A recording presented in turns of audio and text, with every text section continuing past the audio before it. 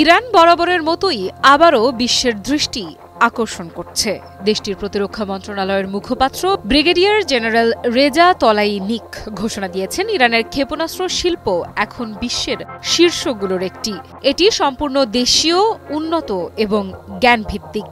এই ঘোষণার পর শুধু মধ্যপ্রাচ্য নয়, গোটা বিশ্বেই প্রশ্ন উঠেছে ইরানের এই মিসাইল শক্তি কতটা বাস্তব আর কতটা রাজনৈতিক বার্তা। তলাইনিক সাংবাদিকদের বলেন, ইরান ৪০ বছরেরও বেশি সময় ধরে নিষেধাজ্ঞার মধ্যে থেকেও নিজস্ব সামরিক সক্ষমতা গড়ে তুলেছে। তার ভাষায়, আমাদের ক্ষেপণাস্ত্র শিল্প এখন এমন এক পর্যায়ে পৌঁছেছে যা অন্য খাতেও নিষেধাজ্ঞা মোকাবেলার দৃষ্টান্ত হতে পারে। ভাবুন, ৪ দশক ধরে আন্তর্জাতিক অবরোধ, অর্থনৈতিক চাপ, প্রযুক্তি নিষেধাজ্ঞা, তার মধ্যেও ইরান যদি সত্যিই স্বনির্ভর ক্ষেপণাস্ত্র শিল্প তৈরি করে থাকে, তাহলে এটি শুধু সামরিক নয়, কৌশলগত রাজনীতিরও এক বড় সাফল্য। ব্রিগেডিয়ার জেনারেল তলাইনিক আরও বলেছেন, ইরানের ক্ষেপণাস্ত্র সক্ষমতা এখন তাদের প্রতিরক্ষার পাশাপাশি কৌশলগত আক্রমণাত্মক সুবিধা এনে দিয়েছে। এক কথায়, প্রতিরক্ষা মানে শুধু আত্মরক্ষা নয়, প্রয়োজনে পাল্টা জবাব দেওয়ারও প্রস্তুতি। প্রশ্ন হচ্ছে, এই কৌশলগত আক্রমণাত্মক সুবিধা কথাটির মানে কি?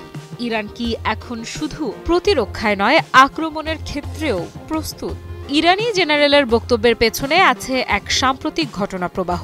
জুন মাসে ইসরায়েল ও যুক্তরাষ্ট্রের নেতৃত্বে ইরানের বিরুদ্ধে ১২ দিনের যুদ্ধ। ইসরায়েল প্রথমে আকস্মিক হামলা চালায়, যেখানে নিহত হন বহু ইরানি সামরিক কর্মকর্তা, পরমাণু বিজ্ঞানী এবং সাধারণ নাগরিক।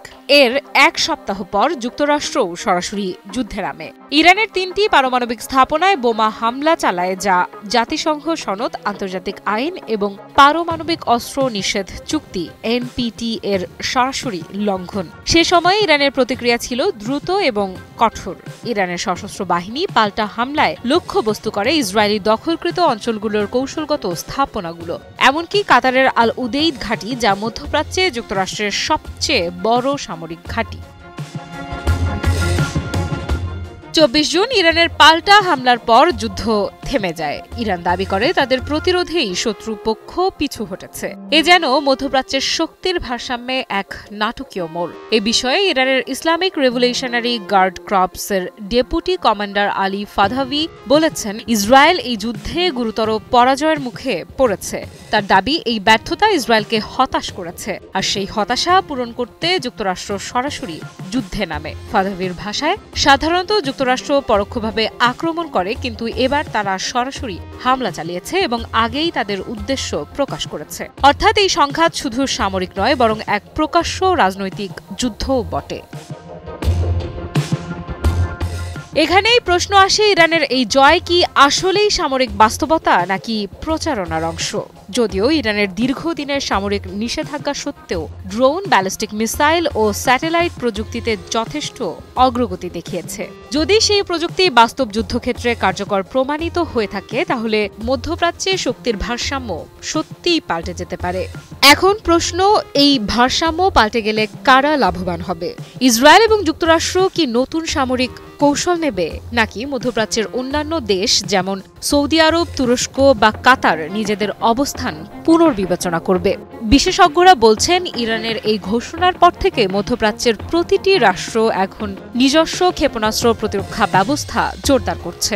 অর্থাৎ ইরানের সাফল্য যেমন তাদের আত্মবিশ্বাস বাড়িয়েছে, তেমনি পুরো অঞ্চলের নিরাপত্তা পরিস্থিতিও আরও জটিল করে তুলেছে। আর এটা ওইটা না, কাপড় ধোয়ার একটাই সলিউশন, চাকা অল ইন ওয়ান। ইরানের দাবি, তাদের মিসাইল প্রোগ্রাম আত্মরক্ষার জন্য, কিন্তু যুক্তরাষ্ট্র ও পশ্চিমা শক্তিগুলোর আশঙ্কা এই প্রযুক্তি ভবিষ্যতে আক্রমণাত্মক উদ্দেশ্যেও ব্যবহার হতে পারে, এবং সেখান থেকেই শুরু হয় নতুন এক কূটনৈতিক দড়ি টানাটানি, যার ফলাফল শুধু ইরান নয়, পুরো মধ্যপ্রাচ্যকেই প্রভাবিত করতে পারে। এই মুহূর্তে ইরান এক ধরনের আত্মবিশ্বাসী অবস্থানে দাঁড়িয়ে। তাদের সামরিক সাফল্যকে তারা কেবল প্রতিরক্ষা নয়, জাতীয় মর্যাদার প্রতীক হিসেবে উপস্থাপন করছে। কিন্তু প্রশ্ন থেকেই যায়, এই আত্মবিশ্বাস কি স্থায়ী শান্তির দিকে নিয়ে যাবে, নাকি নতুন এক সংঘাতের পথ তৈরি করবে? ইতিহাস বলে, মধ্যপ্রাচ্যের শক্তি প্রদর্শনের প্রতিটি অধ্যায়ই শেষ পর্যন্ত আরও বড় অস্থিরতার জন্ম দিয়েছে। তাহলে এবার কি ব্যতিক্রম হবে, নাকি ইরানের মিসাইল শক্তির ঘোষণাই হবে আগামী সংঘাতের সূচনা? আফরিদা ইফরা, নিউজ 24।